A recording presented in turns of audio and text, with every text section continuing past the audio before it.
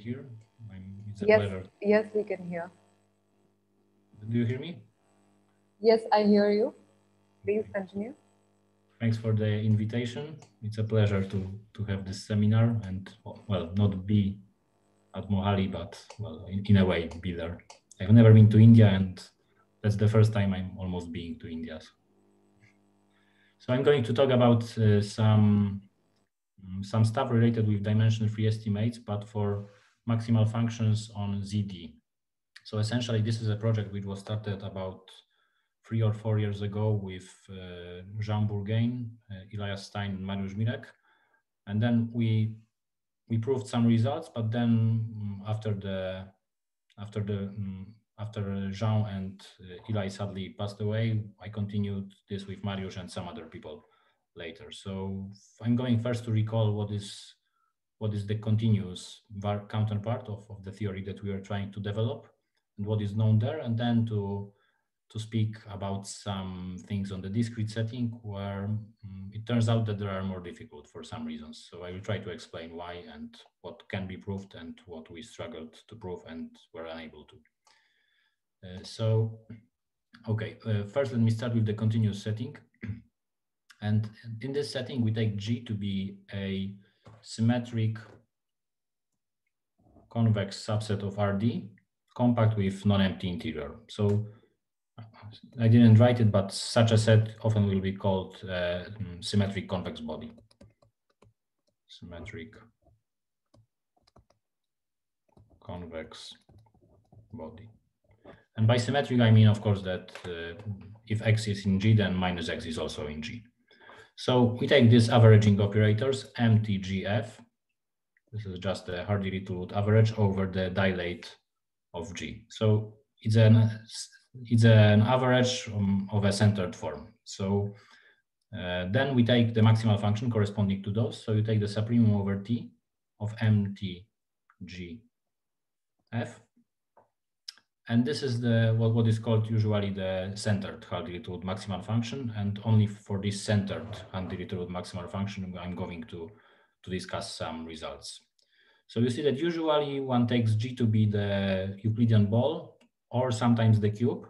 And then this is the one for the Euclidean ball is the most classical Hardy-Littlewood maximal operator. So if you take G to be the Euclidean ball, say of radius 1, then this is an instant of MTG. And then sometimes we also consider this M star DG, which is the maximal function, but restricted only to dyadic scales.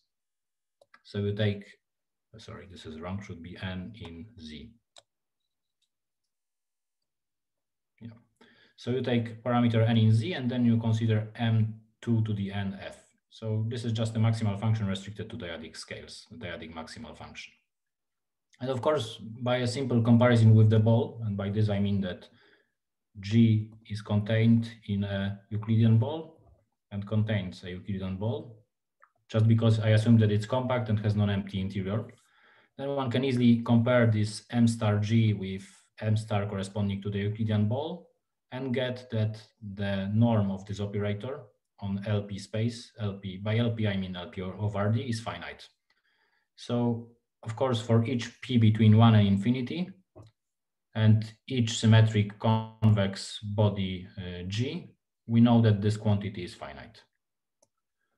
But in this line of research, one is asking whether it's finite, and can one say that the constants do not depend on the dimension.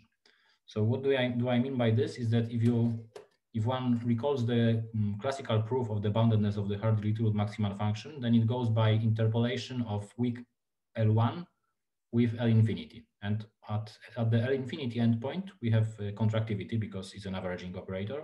So its norm is 1. But proving the weak type estimate depends on some Vitali type covering arguments. And in these arguments, you get a constant of order 2 to the D or 3 to the D in front. So it highly depends on the dimension if you make the proof like usual for the Euclidean ball, for example. So in this kind of research, the main question one asks is whether there is a dimension-free estimate for C of PG. So we are not really saying that the norm does not depend on the dimension, but we are asking if this C of PG, which is just the norm, of this operator on LP space, we are asking if this norm is controlled with by a constant, say C of P, which is independent of G and of the dimension, and perhaps of both, where I will, in a moment, I will explain what do I mean by that. But we are aiming at a control in which there is either no G or no dimension for certain classes of G.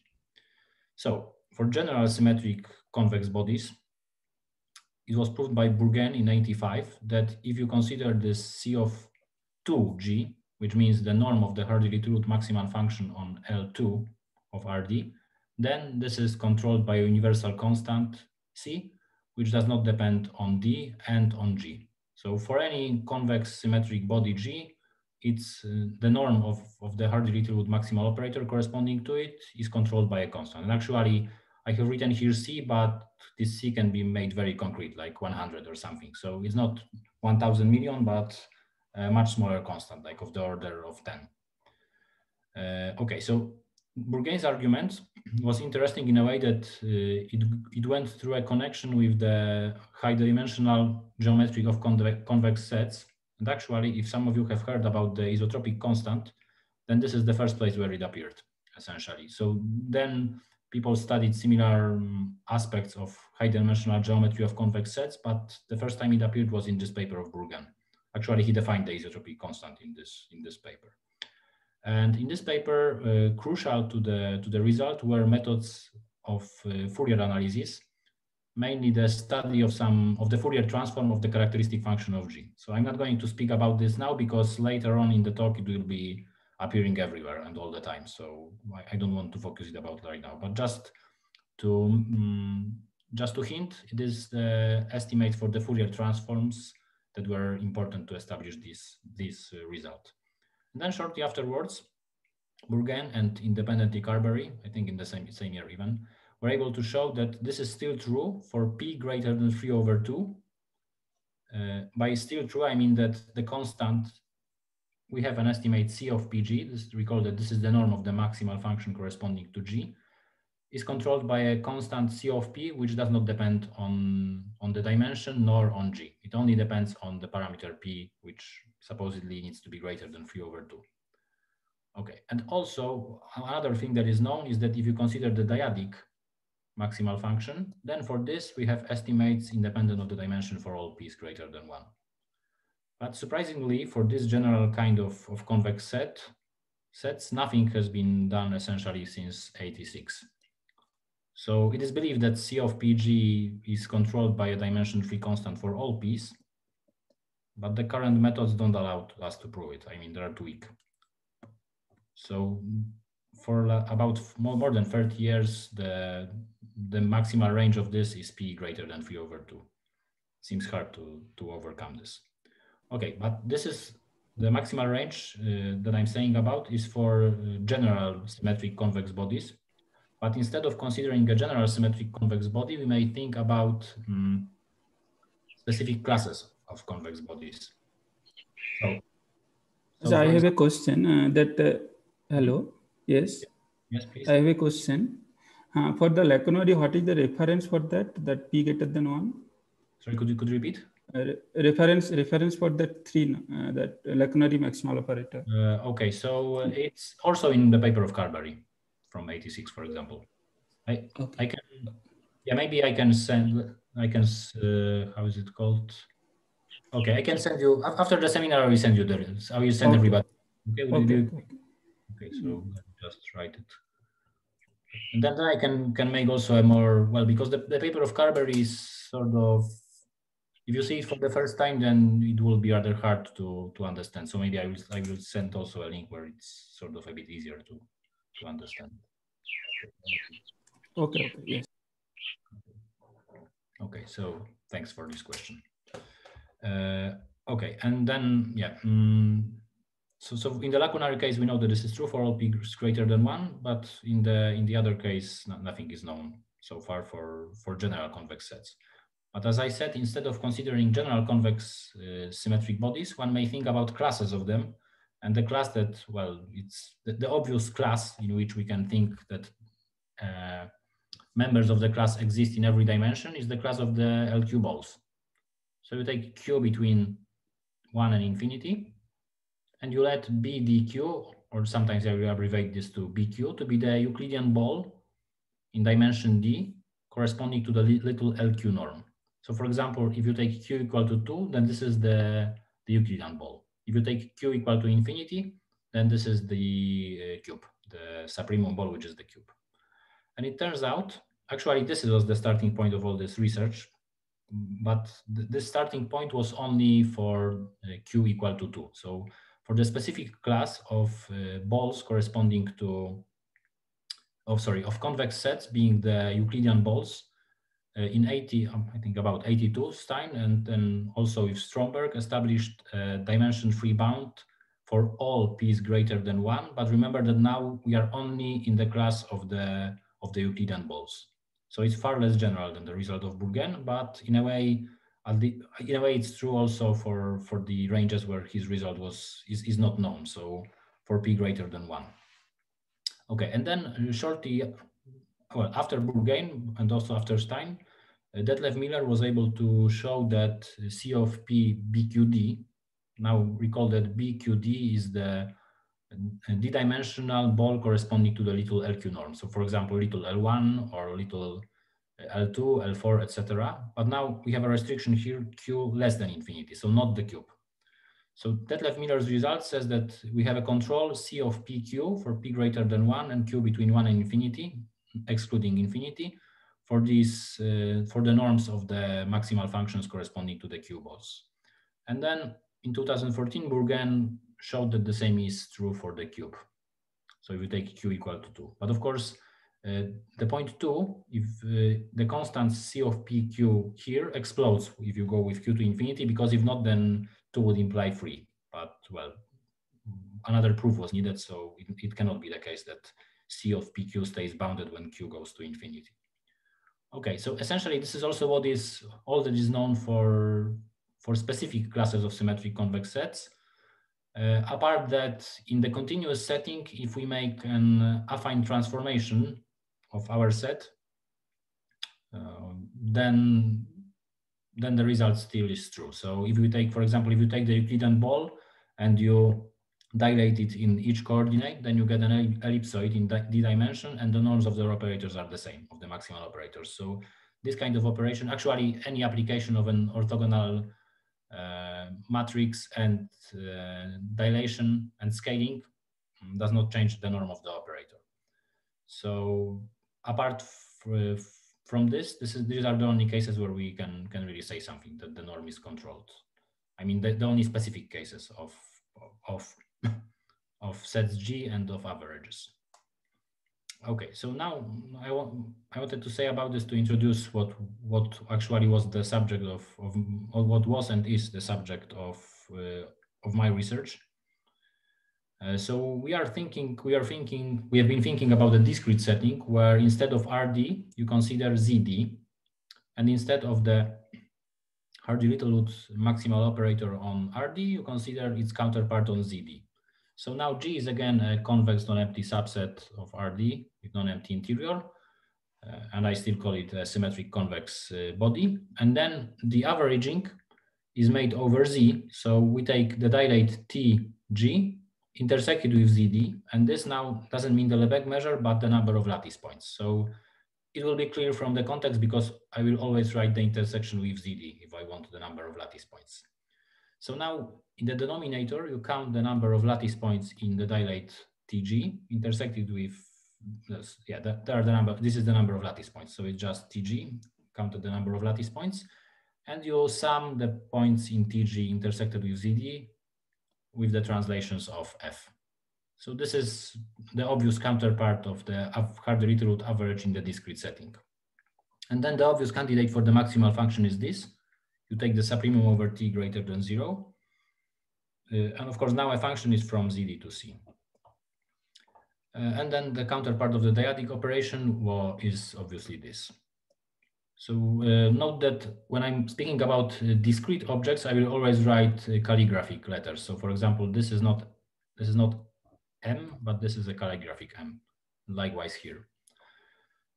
So this is the notation I'm going to use later also. So we have these three objects for general classes of symmetric convex sets. I mean, of course, they can be defined. The first one is obviously makes sense. The second one, one can easily see that is bounded on all LP spaces, like in the discrete case. And the reason is basically the same, because G is contained within a Euclidean ball and contains a Euclidean ball.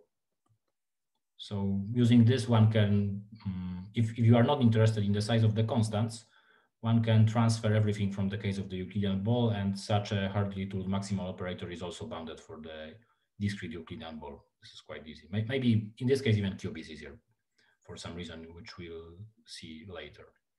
Okay, so the question, like in the discrete case, would be for which P and Gs do we have a dimension-free control of this kind?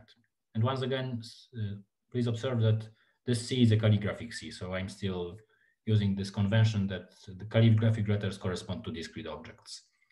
Okay, so the question has been asked, but let us think a moment what could be the problems corresponding compared with the case of RD, compared with the continuous case.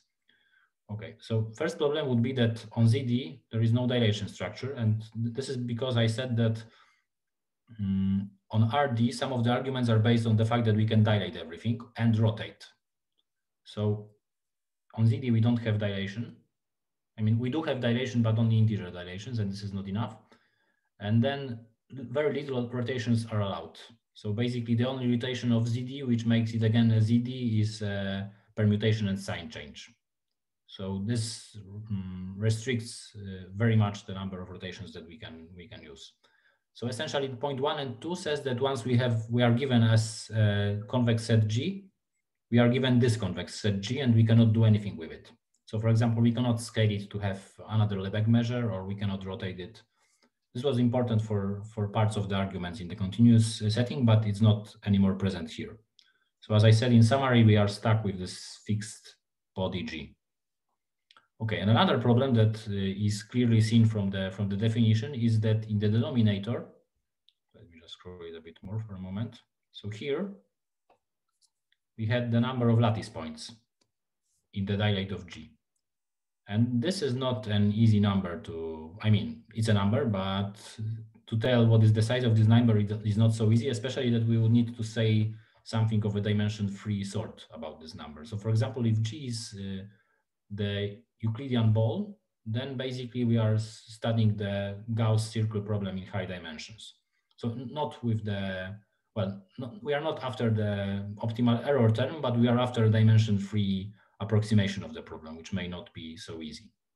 And as I said, these problems above turn, well, they seem to be problems, but there are really problems. And by this, I mean that there is a counterexample saying that in each dimension, so for each dimension D, there exists a set, and this set is basically an ellipsoid of a certain form, such that if you take the norm of this ellipsoid on the LP space, so recall that this was the norm of the maximal function corresponding to G being this.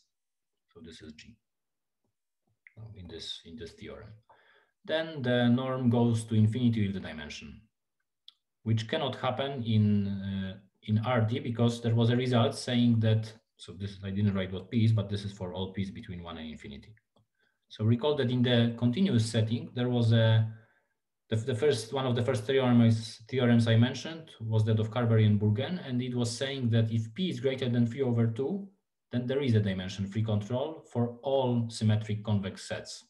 And now we have an example of a symmetric convex set, symmetric convex body, and this example in each dimension is called E of D. But the norms of maximal functions corresponding to those grow for all P's between 1 and infinity.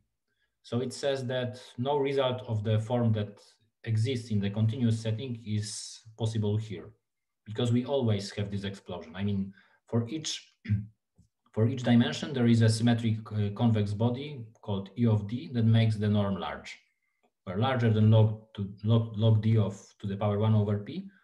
And obviously, if P is infinity, then this is 1, but this is the only case when it's really bounded in a dimension-free fashion for general classes of convex sets. So this is the first thing. The first thing is that, as I said, for each dimension, there is an example of a set that makes the norm large. But on the other hand, it is always true that the discrete norm is larger than the continuous norm. And this is a more recent result of Dariusz Kosz, Mariusz Mirek, Paweł Plewa, and myself. So it turns out that for each p between 1 and infinity, we have a strict inequality with a constant 1 in front, saying that the norm of the continuous operator is smaller than the norm of the discrete operator. So it says that the discrete norm is always larger, and thus estimating it is always harder. Yeah, this, as I said, it tells us that the discrete problem is significantly more difficult. Okay, so theorem 1 tells us that we cannot hope to have such a general result as in the continuous case. So if not, then at least maybe we can try to resort to some specific classes of convex sets, like in the other part of the continuous result I mentioned. So the continuous results I was mentioning were of two kinds. First was of the kind for general symmetric convex bodies, and the second for specific classes. So for general, apparently we cannot have anything because of theorem 1. But well, at least let's try to see if some classes of convex sets something can be proved. Okay, so first I would like to make a short comment about sort of a converse to theorem 2. Okay, so theorem 2 says that C of PG is less than the calligraphic C of PG for all p between 1 and infinity and all g. So the discrete norm is always larger, but it turns out that there is a back comparison, which tells that the discrete norm is smaller than the continuous, but only for large scales.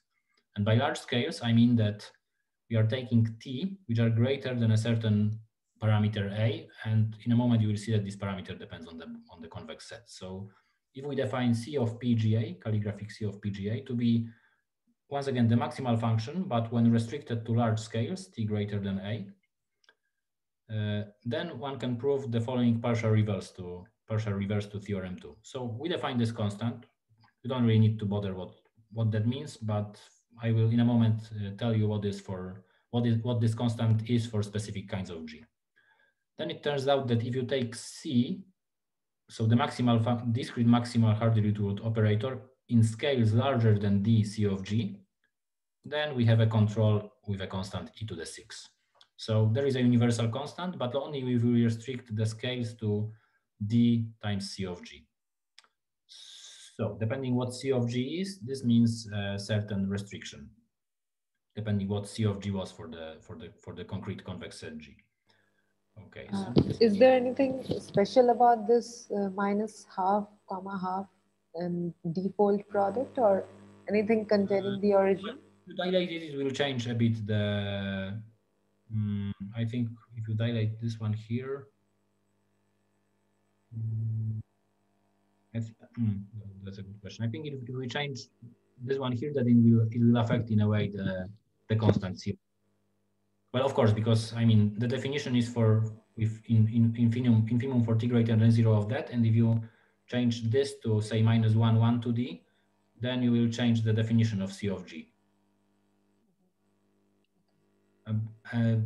Of course, the definition will change, and I think one will be comparable with like 2 to the d of the other.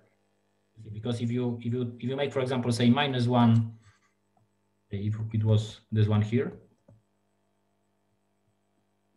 yeah, then it means that minus, if you want to go back to the other. So this is just 1/2 to the d, and the one that you initially asked about. So it means that if you move this one here, it changes the time. Mm-hmm. And if this is the case, then it means the change of time goes here, because we said that this definition takes into account that we take t greater than a. Yeah. And so also, this sort of cube, is this important? That was also one of my Well, it's important for the reason that it has Lebesgue measure 1. Okay.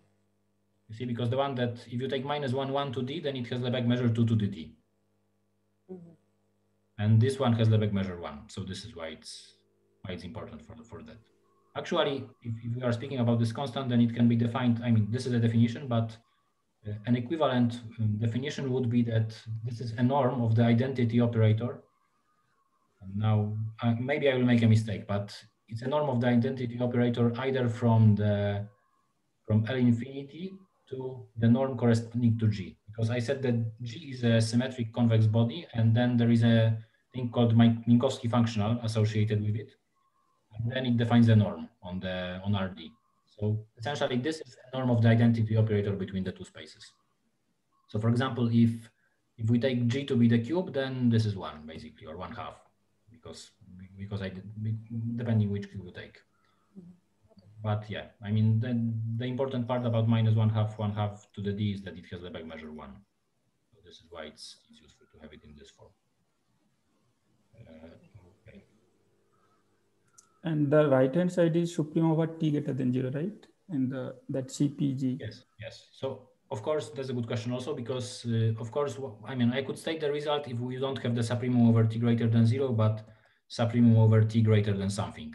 I think maybe the same as here, but I don't really recall. So the result is also true if you don't really have the supremum over t greater than 0 here, but restricted to some subset of t greater than 0. But I'm not going to use it in this way. So I mean, anyway, in applications that I'm going to present, we will know that this thing, the one with the supremum for t greater than 0, is bounded. So I don't need to think about smaller scales.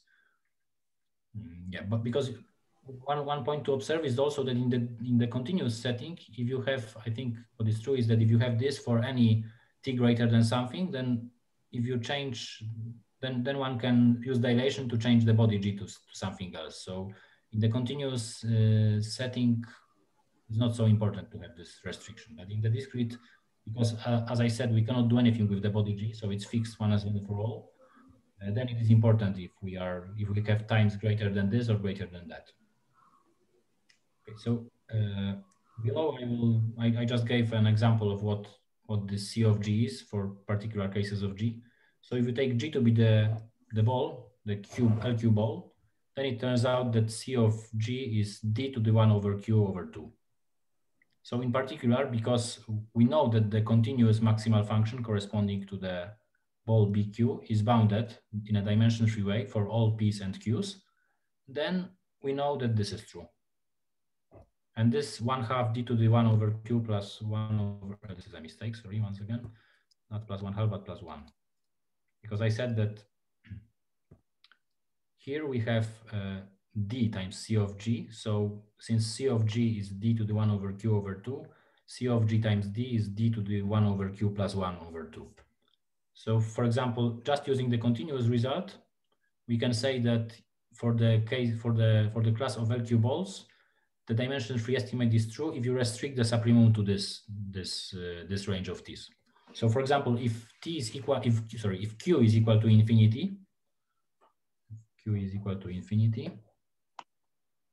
then d to the 1 over q plus 1 is equal d. So for example, in the case of the cube, you have the result, the continuous estimate, the discrete estimate for free if you take times greater than d. So of course, I mean, the number of times that is smaller than d, in the discrete case, it's discrete, as you will see in a moment, but is estimated by some constant that depends on d, but not in a dimension-free way. So it is an issue to say what is happening for the times smaller than this quantity. Okay, so as I said, the continuous results of Miller and Bourgain allow us to write this inequality. So this problem also makes sense in hyperbolic spaces also. So is there any estimate for CG? I mean, in those cases, I mean, one can consider also convex bodies in hyperbolic spaces. I mean, by changing. That's a very good question, but I don't know really. I mean, I don't think anybody has thought about it yet, as far as I know. Okay, yeah. And even, I mean, in Z to the power D, one could take discrete subgroups of isometries of hyperbolic spaces also. So yeah. Yeah. Okay, thank you. Yeah, thanks. But that's I think is an interesting topic to think about, but not that I know that anybody has thought about it. But it's interesting, I think, if somebody can prove anything in these cases. Okay. Yeah, so as I said, for q equal to 2, we have dimension-free estimates for this range because this is what is d to 1 over 2 plus 1. 1 over 2 plus 1 is 3 over 2. So since we have a continuous result, we obtain for Q equal to 2 free estimates in the discrete result for this range of t's. And for infinity, as I said, we get this range of t's. But it's not that this method can be used to get anything for smaller values of t. So for example, in this case, the question would be what happens with t less than d over 2. And the number of interesting t's which are less than d over 2 is actually d over 2, because the definition was that the definition of the maximal function says that we need to take the supremum over mt, say in the case of the cube f. But actually, well, I'm writing t greater than 0, but actually this function has jumps in the discrete case. So for t equal to 0, there is only 1 point, and then there is a number, I think d in this case, of jumps that the t makes up to d. So only integer values of t matter here, because we are thinking about, basically we are thinking about sets y infinity less than equal to t, but y in z. So you see that this quantity is integer.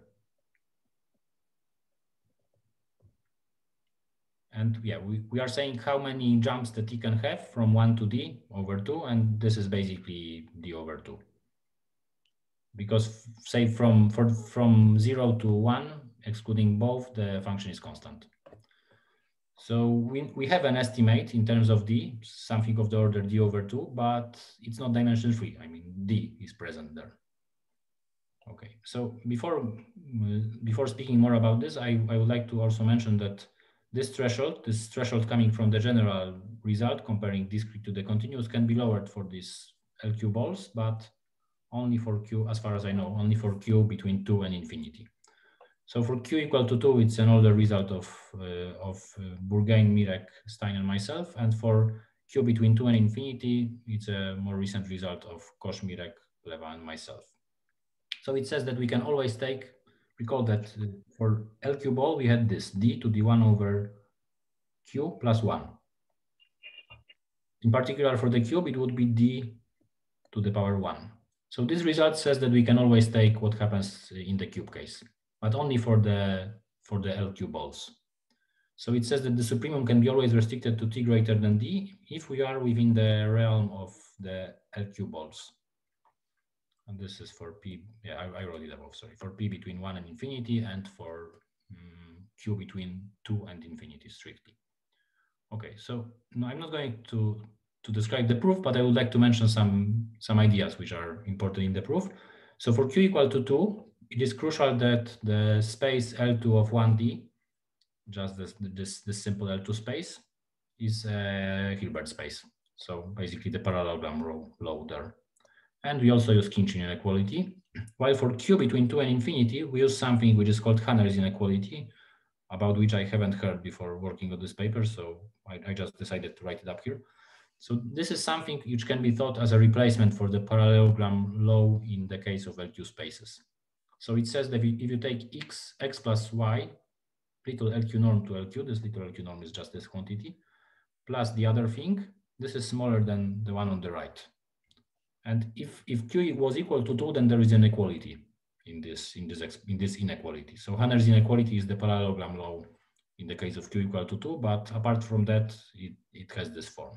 So why it may be useful? Well, it is useful because during the proof we make some splittings, and a crucial part of one of the splittings is that you realize that if you take the members of the unit cube in RD, which satisfy this inequality, so x is fixed, and you are thinking if x plus y LQ norm is smaller than x minus y LQ norm, then it turns out that this is greater than half of the mass of the cube.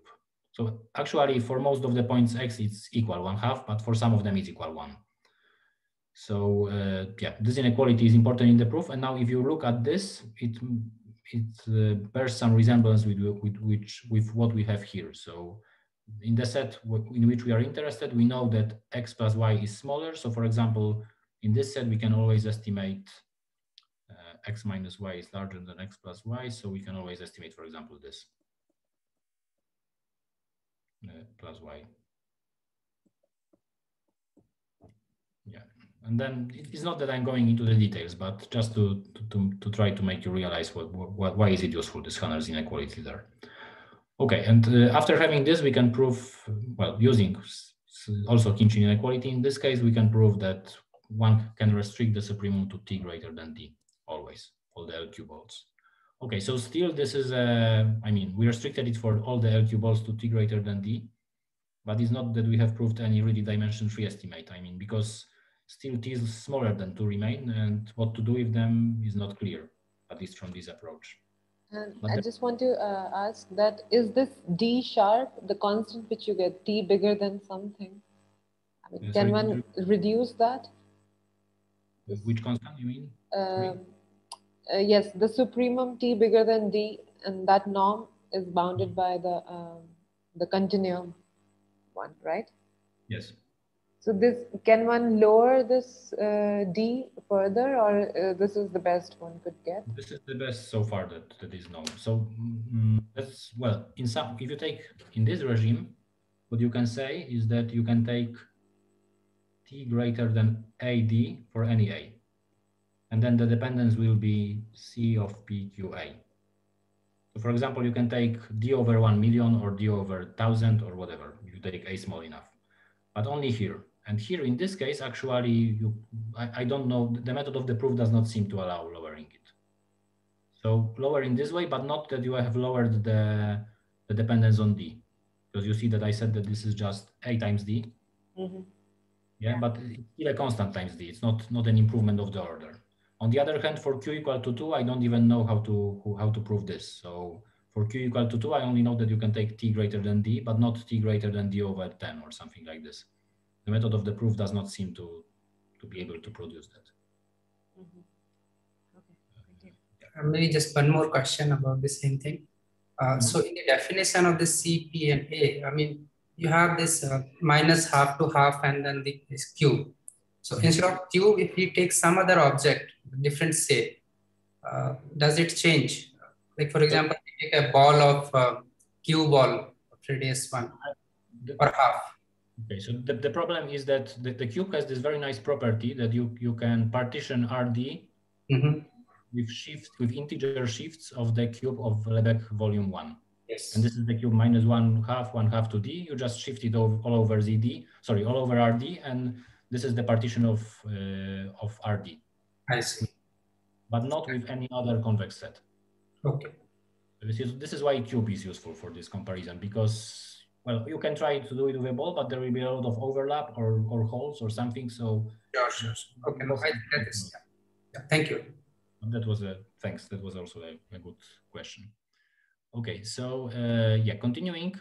As I said, the argument does not work for q equal less than 2, and I don't know how to prove it. For example, for q equal 1, which in a way seems simpler than some of the other cases, what the most that we know is that you can take t greater than d squared. And why I'm saying that q equal 1 is simpler, well, because now if you are counting the lattice points in B1 ball, then this is the number of lattice points x in ZD, such that sum over xi, but without any power, so it's just the B1 norm, so this is less than 1. And this is much more combinatorial than all the other objects, because you are just saying how many times can you add, well, with plus and minus signs. But anyway, this can be expressed in terms of some binomial symbols. So in a way, it has an expression which is compact. And in a way, it's simpler that, for example, the case of the B2, it's not B1, but ZD intersected with B1. But still, we don't know how to do anything, even for anything better for q equal to 1. Okay, so this is one case where it seems to be simpler, but the case where it really is simpler and much simpler is the case of the cube. But before going to that, let me say that to prove any result for smaller scales, we are going to use the Fourier transform. But the Fourier transform on ZD, of course, because we are now on ZD. So we take mtg of xi to be this quantity. And basically just the Fourier transform of the normalized characteristic function of the intersection set. So now the sum is over x in TG intersected with ZD, and we take the exponentials. And this is just the discrete Fourier transform on ZD of as I said, normalized characteristic function of TG intersected with ZD. So this is the main tool for small scales, but actually we can really do something with it only in very specific cases of G's. So I will be back to this in a moment. Okay. In the continuous case, it was also the main tool for general results, but there one could say something much more general compared to this. And here we are really using it for very specific kinds of G. And of course, already from the beginning, there are problems with this definition. And the first problem that seems to appear is that I said that counting the number of lattice points in TG intersected with ZD is not easy, is rarely easy. And now we are not only trying to do that, but also make a sum of exponentials over this set and then divide it by the number of lattice points in TG. So it seems even harder, and in fact it is much harder. But there is one very particular case of G where we can really make more compact computations and easier than in the general case, much easier. And this is the case of the discrete cube. So the discrete cube, now note that I'm not saying that this is minus 1/2 to D, but rather it's the same as minus 1 to D. Okay, so in the case of the discrete cube, one can explicitly compute this expression. By computing, I mean that to write it in another form, which is much more useful for estimates. So it turns out that if you compute it for the discrete cube, then it is this. I mean, it's no wonder that it is a product, because the cube is a product. So if you take exponentials, and then of course in the exponentials there was the inner product. So exponentials are also product there, and everything is product, and then the expression has to be product. So this is the expression. And basically this is the only case when the formula for MTG is so concrete. I mean, concrete in a way that you can really see from the formula what's going on. Even in the case of the L1 Bohr, theoretically one could try to make some formula, but in principle it gets complicated, much more complicated than here. So for this MTB infinity, we are able to prove in 2018 that you have three kinds of estimates.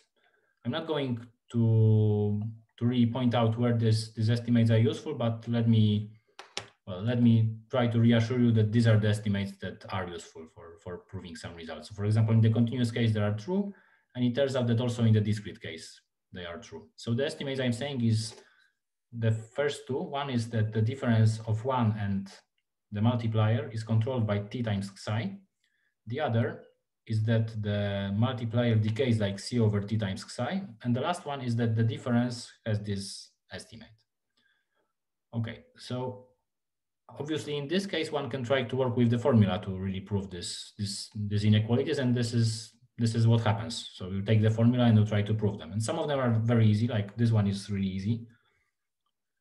This one is harder, and this one is not so hard if you have this one. So essentially the hardest is this one, but it's still much easier than what would happen for general convex sets or for other specific classes of convex sets G. Okay. So as I was saying, this exact formula F1 is just the product formula for the multiplier of the discrete cube. This is crucial because without it, we cannot really make some so good estimates like here. So apart from G equal to B infinity, the cube, no such formula is available. And let me also remark that in the continuous case, if you consider the Fourier transform of the dilated cube in the continuous case, the multiplier would be this. And the multiplier in the discrete case was similar, but in the denominator it had this 2t plus 1 sine of pi psi k. So this would be in the discrete. And because sine pi psi k is smaller than pi psi k, then the one in the discrete is larger. So it's harder. It's not that the estimate at infinity for the discrete multiplier is a consequence of the estimate at infinity for the continuous, because the discrete is larger. So you really have to do it yourself. But it turns out it is possible. And you get this estimate, this estimate here. Okay, so as I said, there is some machinery behind why these estimates are useful for the problem, but I didn't want to focus on that. So I'm just saying that these are the estimates that are useful to tackle the problem. And if we have these three estimates, then one can prove the following theorem. And the theorem says that if you take p greater than 3/2, so similarly as was in the continuous case, you have the dimension 3 estimate for all cubes in all dimensions. And additionally, this m star d, so the dyadic variant of the operator, also has dimension 3 estimates for all p's greater than 1. A remark is that the two estimates here, these are enough to deduce everything for the dyadic operator. And we really need to estimate the difference only if you want the full maximal operator, not the dyadic. Okay, so this is what we are able to prove for the cube. And as I said, this is, well, it was possible mostly because the cube has the product structure and we have very explicit formulas for the Fourier multiplier. Another case where we are able to do something is the ball. But as you will see in a moment, the result is much weaker and the technology is much harder. So, well, not that since what I'm speaking about happened like 2 years ago, we weren't be able to make any further progress on that from this time on. So now we are taking B2 to be the Euclidean ball in dimension D, and you intersect it once again with ZD. So the multiplier would be MT B2 of Xi equals 1 over the number of lattice points and then the sum of the exponentials. So this is the Fourier transform again of the characteristic function of the normalized characteristic function of the ball B2 intersected TB2 intersected with ZD. And again, this quantity is the number of lattice points in a high dimensional ball. So for example, in the case of the cube,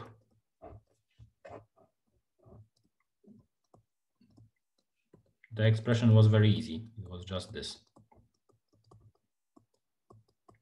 But in this case, it's a number of lattice points in a high dimensional ball. Well, of course, it is comparable to the Lebesgue measure of the ball, but when t is large. But recall that for t large, we know that the result is true anyway.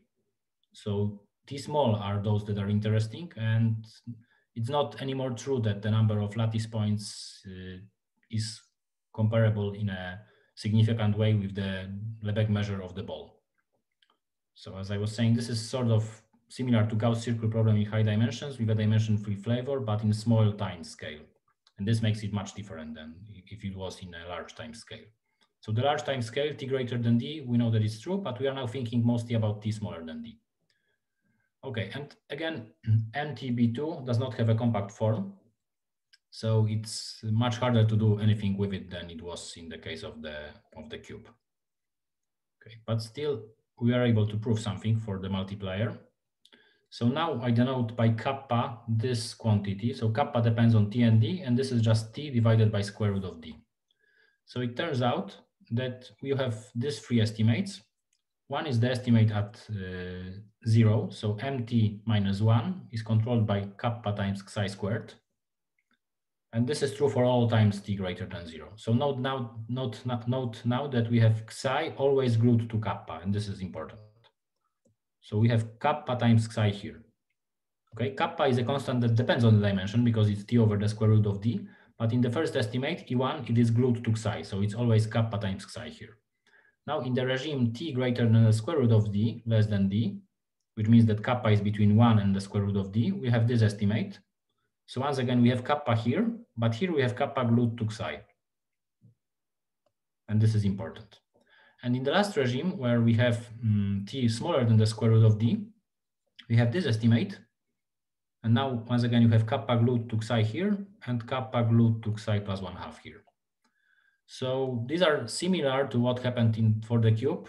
I mean, these are similar to estimates that we had for the cube. This one is like the estimate at 0 for the cube. And these two are the estimates at infinity. But the problem is that they are not as beautiful, well, not beautiful, but as simple as it were for the cube. Because for the cube, essentially, apart from the fact that we didn't have kappa, so the kappa was t in the cube case, we had just this. And also here we had just this. So first of all, there was no distinction onto small and large scales, but anyway, the only term that was present was something like this and not the others. So with this technology, one can prove something, but not as much as in the, as you. I just want to know, so how does one get these sort of estimates for the discrete in the discrete setting? Just some idea. If it's yeah, I will describe something. Okay, in the next. Okay, sure. Thanks. Okay, so E1 is easy. I made a sketch of the proof, but I think there is no time for that. So E1, just write what MTB2 was, -1, write what it is, and then you make some estimates. Yeah, I thought I was going to present this, but I think there is no point. So basically, E1 is really easy. I mean, just believe me that it is subtracting something and estimating. So this is straightforward. But the other two, the one at those two that are at infinity are much harder, in fact.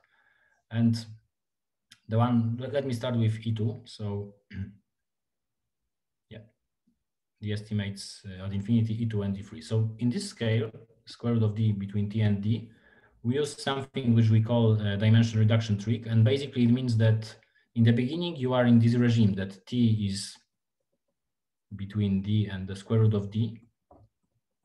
But you would be really happy if you are in the regime that T is greater than D to the power 3/2.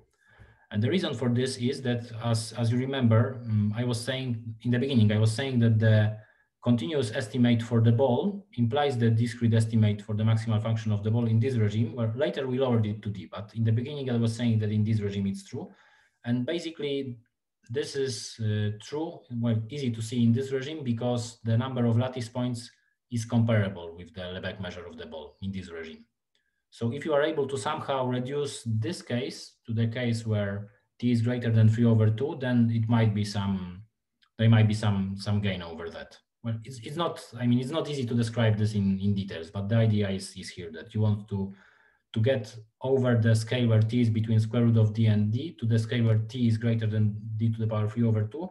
And in this regime, you can really compare the discrete Fourier transform with the continuous Fourier transform. While in this regime, it is impossible. So this is the point for the main point for this scale. And for the scale T is smaller than square root of D, we use a reduction to an object called Kravchuk polynomials. So no matter what that is, but the point is that these are some combinatorial objects. And why now it seems the problem is more related with combinatorics is because if you just think about the number, just to give you a hint of what's going on, if you think of the number of lattice points in B2 ball, then it is always greater than 1, because 0 is always a lattice point in the ball. But on the other hand, the Lebesgue measure goes to 0 if T goes to 0. So surely it cannot be that the Lebesgue measure is a good approximation of the number of lattice points. And actually the number of lattice points behaves more in a combinatorial way. In fact, if T is small in this regime, then this is something like, say if T is of order the square root of D, then the number of lattice points, if I recall correctly, is something of order 2 to the D, or it's related with the numbers of zeros and ones, basically. So yeah, this is also a reduction which I cannot really describe in details because it's rather complicated, but the idea is that you reduce something to a combinatorial object, and along the way use a lot the fact that the ball has the symmetry property, so TB2 intersected with ZD. If you take an X there, then it belongs here even only if a permutation of X, and this is just X sigma 1, X sigma 2, X sigma D. So you take any permutation of 1 to D, and then X is an element of the ball intersected with the lattice, even only if the permutation is in the ball, and in fact, even more, the permutations with plus and minuses are here. So you used a lot these kinds of symmetries in the solution of the problem, and yeah, this helped you to reduce some estimates to something that is easier. But as I was saying, it's rather complicated I mean, it's rather long, so I don't think there is time at the talk to speak more about this. Okay, so the last point. Yes, okay, so what does it give us really? I mean, this estimate. So it gives something, but much less than what happened to the cube.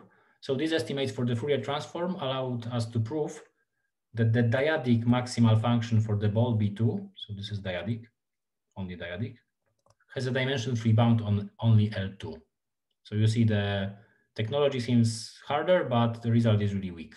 I mean, in a way, but this is what one could prove with the current method. So I don't think anything is known. Actually, this is related with a question that Stein posed in the 90s about the full maximal function on L2, which is still unresolved. So in a way, I think it's a first step towards this problem, whether the full maximal function corresponding to the discrete balls has a dimension-free estimate on L2. We are only able to prove that the dyadic maximal function has these kinds of estimates. Okay, so what would help us to control the full maximal function, where, as in the cube case, we would like to know about the difference, but this seems really, really hard. We have no idea how to do anything about this. I mean, by do something, I mean that it will have a decay, like, let's say if T1, T2 is equal to T1 plus 1, we would be interested in a decay of the form T1 minus 1 or something like this. This seems hard and we cannot really do anything more about it. And to pass to LP for the dyadic operator, even for the dyadic operator, if we would like to pass to LP for P not 2, then we would need to get rid of the extra term kappa to minus some negative power that was present in the estimates above. So in the cube case, there was only essentially kappa psi inverse, but here in the ball case, we were able to prove it with some extra terms.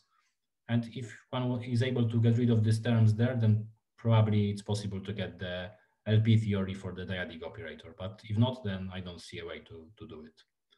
Okay, and last thing I would like to mention is it's not really related. I mean, it is related, but not explicitly with the first part of the talk, is that if you consider discrete averages, so instead of balls, you take spheres. So this is the sphere in RD of radius 1, and the dialet is like always. And you take the discrete averaging operation. So at this point, it's already not obvious why any points, any integer points are in the spheres, but it turns out they are if the square of the radius of the sphere is an integer. And actually, there is a number of the points there described by some asymptotic formula. So we define these three objects, we define them, and then these are, as I said, discrete spherical averages and discrete dyadic spherical maximal function. Okay, and the problems compared with the convex sets case is that the sets TS, so the dilets of S, are not nested anymore. By nested, I mean that if you take T greater than S, then TB2 contains SB2. But this is not true for the spheres, of course. And so in some part of the argument, it was important. Actually, it was very important in the comparison argument where we said that we can reduce to T greater than D in some of the estimates. So it was crucial there that we had this comparison, but we don't have it anymore for the spheres. So for example, even the large scales for the sphere case are not obvious. They do not follow from the continuous case.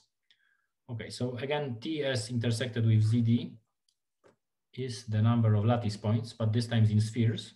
And this is related with a number theoretic question called the Waring problem. So the Waring problem for Q equal to 2 basically asks about the asymptotic size of this set. But now we would like not only an asymptotic size of the set, but also in a way a dimension-free approximation of what is the size of this set.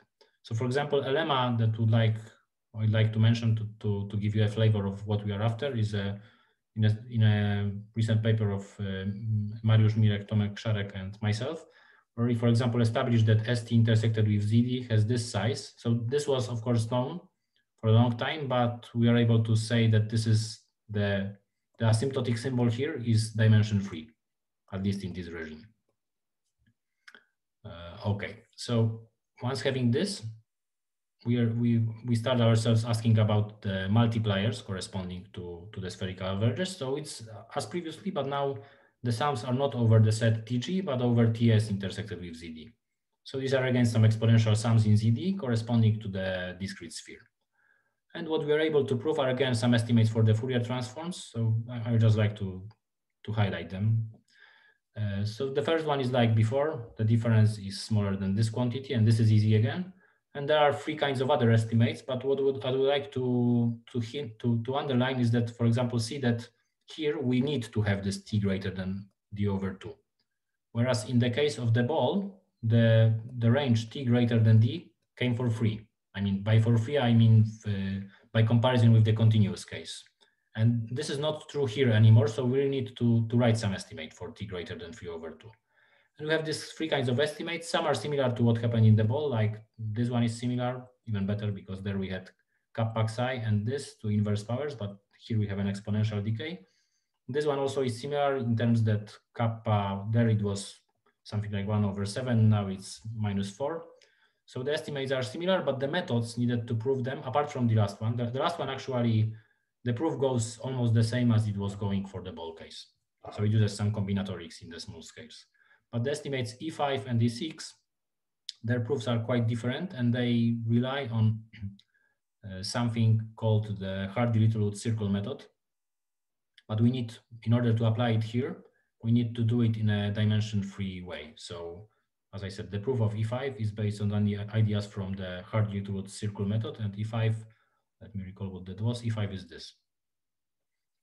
Okay, so this is essentially crucial because if we are able to prove E5, then E6 follows from this dimension reduction trick that I mentioned to you before. Recall that I said that we want to land in the ball case, we want to be in the case where t is greater than d to the power 3/2, and now this is E5 is what tells us what happens in this scale, but for the sphere now. Okay, so we have these ugly estimates, but using them, we can prove essentially the same result as in the ball. So still rather weak, but nothing seems to be known more than that up to now. So if we think about the dyadic spherical maximal function, then it has a dimension-free bound on L2. And not that we know anything more other than that for the dyadic spherical maximal function. Okay, so another important point is that in the process of proving it, we also need to use a transference principle of Magyar, Stein, and Wenger. But in our approach, we are able to use it even though it has a dimensional dependence. So this is perhaps interesting to point out. Okay, and yeah, that would be everything. So thank you very much for your attention. Thank you for a wonderful talk. Are there any questions?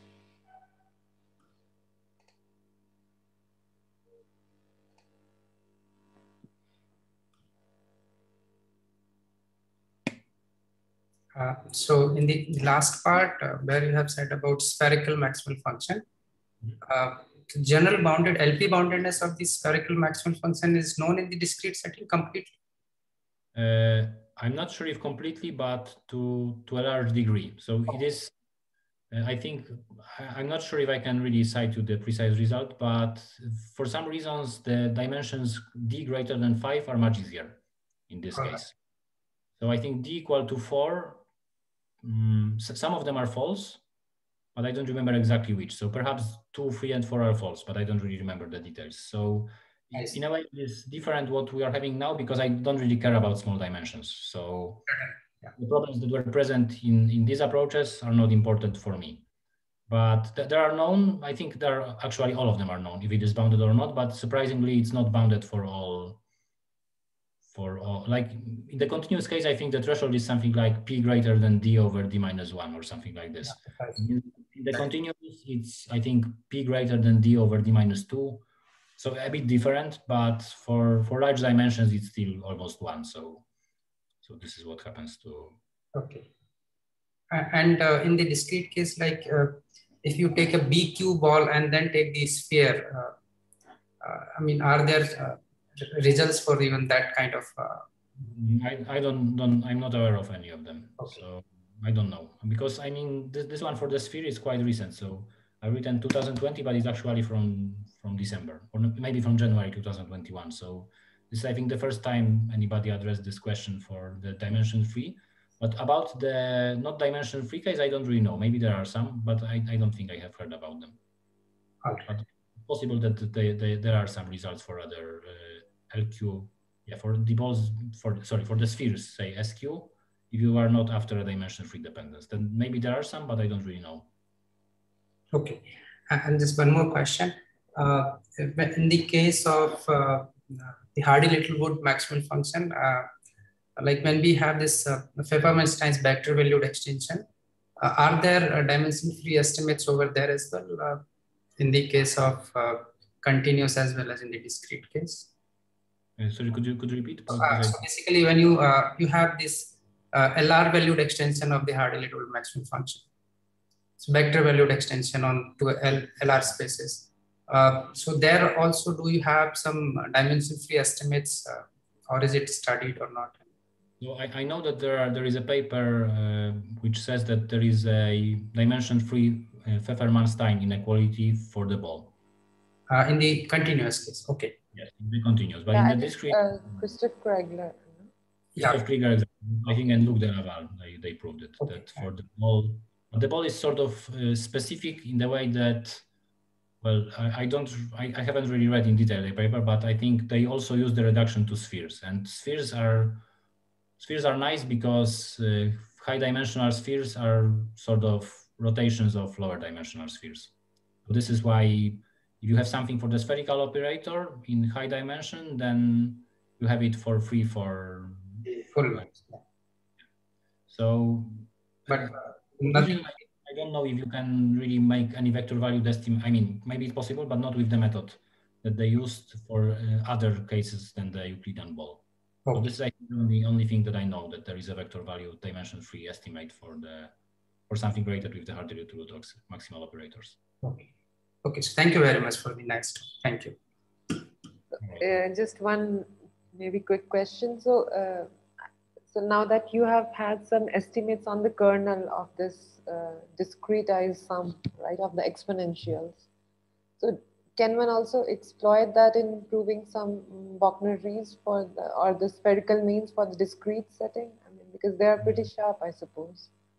I don't think so, because I mean, I don't really know, but in the process, when you prove these estimates, you always are happy to discard anything that decays in D, like something like this. And when you are on a specific dimension, this is not what you see. So maybe in the case, for example, of, I don't really know what are the problems there, but for example, in this case, I said that T greater than D is not important, but perhaps for Bourgain-Rees, there are some scales which are equally important. I don't know. But T going to infinity is more important, I suppose.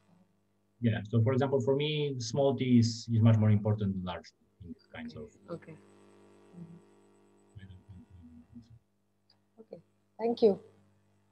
So, if there are no further questions, let us thank the speaker for a wonderful talk. And yeah, you can unmute and clap.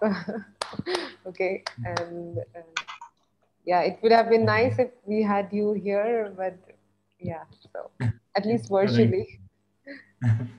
Okay. Thank you very much for the invitation and for the audience. Yeah. Okay. Okay. Thank you very much. Sorry? Sorry, I just have a little time right now, so. Okay. Yeah. Thanks. Yeah. Okay. I'll end the meeting. Yeah. Bye. Bye-bye. Thank you.